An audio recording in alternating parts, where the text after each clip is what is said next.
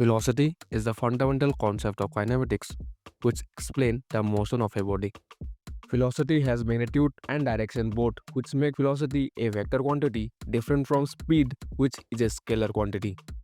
We can explain velocity mathematically by using this formula, where delta s is change in position called displacement and delta t is change in the time period, where v is the average velocity which gives us the total displacement in the specific time interval.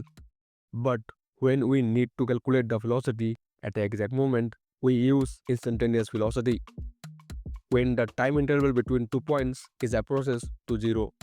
We can explain the displacement by using velocity versus time graph, where area under the curve in the graph represented the displacement. When velocity is changing with respect to time, it is called acceleration, where dv is small change of velocity at small time interval. If dv change in velocity is constant, then the acceleration is become zero. If we look back to the velocity versus time graph, the slope of the graph is acceleration. But when a straight line is appear in velocity time graph, it indicates the constant velocity or zero acceleration. If we change the values little bit and make this graph a acceleration versus time graph, then the area under the curve is represented the velocity.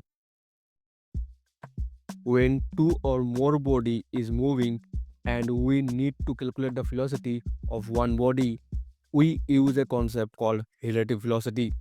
We describe the velocity of one object as observed from the another object.